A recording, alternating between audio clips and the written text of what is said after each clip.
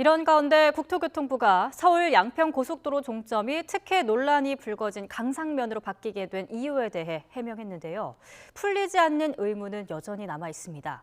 각 노선이 어떻게 다른 건지, 또 남은 쟁점은 무엇인지 취재기자 연결해서 자세한 내용 짚어보겠습니다. 윤혜리 기자.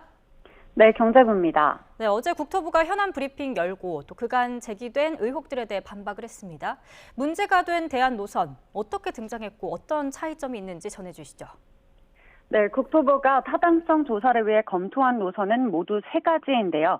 첫 번째는 기존 예비 타당성 조사를 통과한 양서면을 종점으로 한 원안입니다.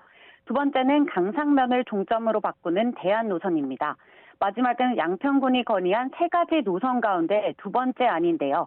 주민들이 원하는 나들목을 신설하는 대신 종점을 강상면으로 옮기는 건데 이 두 번째 안과 이번에 문제가 된 대안 노선이 거의 유사합니다. 국토부는 지난 5월 예비 타당성 조사를 통과한 원안과 종점을 바꾼 대안 두 가지를 비교한 전략 환경 영향 평가 보고서 초안을 공개했습니다.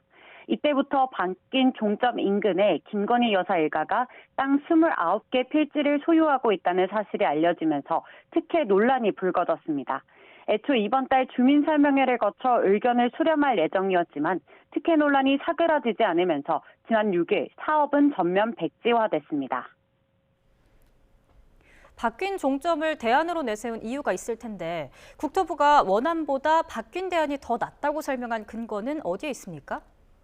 네, 국토부가 대안이 월등히 낮다고 평가한 이유는 모두 4가지입니다. 첫 번째는 차량 정체 해소 효과입니다. 원안은 하루에 소화할 수 있는 차량 대수가 15,000여 대인 것과 비교해 대안은 22,000여 대로 교통량 분산 효과가 더 뛰어나다고 강조했습니다. 두 번째는 환경성입니다.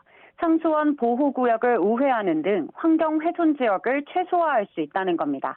세 번째는 경제성으로 대안이 사업비는 100억 원이 더 들지만 교통량이 늘어 오히려 경제적이라고 주장했습니다. 마지막으로는 나들목 설치 여부입니다. 양평군 주민들이 가장 원하는 건 직접적인 수혜를 입을 수 있는 나들목 설치인데 원하는 한강을 2번이나 가로질러야 하는 등 현실적으로 나들목 설치가 어렵다고 설명했습니다. 해명을 했음에도 풀리지 않는 의문들이 남습니다. 애초 양평 주민들이 종점 변경을 원했다고 말을 했다가 어제는 설계 회사가 제안을 했다, 이런 해명을 내놨다고요. 네, 그렇습니다. 이번 논란의 핵심 의혹은 도대체 종점이 왜 바뀌었냐는 건데요.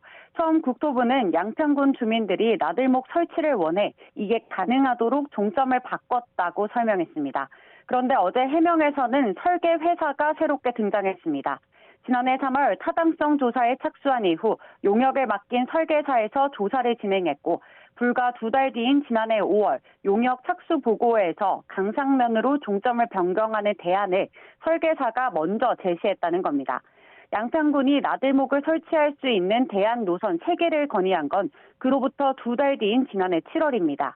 양평군 주민들이 원해서 종점을 바꿨다는 처음 국토부의 해명과는 달라진 부분입니다. 실제로 지난 2월 국토부가 양평군에 의견을 요청했을 때도 양평군은 특정 노선에 대한 언급 없이 나들목 설치 등 주민들이 직접적인 수혜를 입을 수 있도록 노선 계획을 수립해달라고 이렇게 회신했습니다. 네, 해명이 달라진 부분도 석연치 않습니다. 대안이 모든 방면에서 더 나았다면 사업 추진 초기부터 검토되지 않은 이유가 무엇인가요? 네, 어제 국토부 현안 브리핑 자리에서도 가장 질문이 많이 나왔던 지점입니다. 이토록 좋은 대안 노선이라면 왜 사업 초기부터 검토되지 않았냐는 질문에 국토부는 예비 타당성 조사의 한계 때문이라는 취지로 답했습니다. 백원국 국토부 2차관은 어제 브리핑에서 예비 타당성 조사는 일종의 신체 검사라며 여기에서 문제가 없다면 군대에 가서 정밀 검사를 받는 게 타당성 조사라고 설명했습니다. 예비 타당성 조사의 시간이나 비용적 문제로 인해 한 번에 모든 최적의 노선을 검토하기엔 한계가 있었다는 취지입니다. 아울러 1999년 이후 타당성 조사 단계에서 고속도로 종점이 변경된 경우는 모두 14건으로 그리 드문 사례는 아니라고 설명했습니다.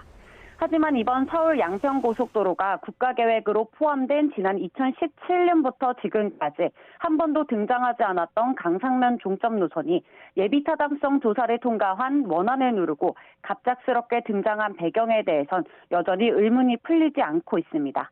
지금까지 경제부에서 전해드렸습니다.